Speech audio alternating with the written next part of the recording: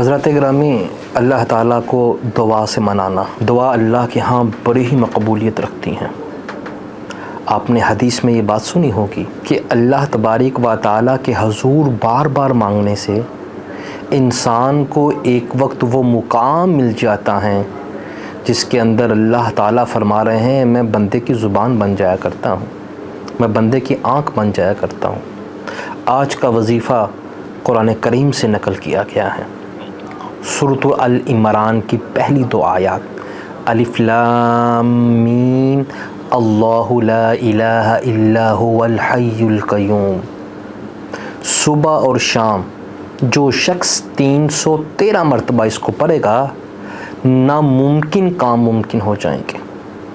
بعض اوقات انسان کو نظر آ رہا ہوتا ہے کہ یہ کام محال ہے، ناممکن ہے۔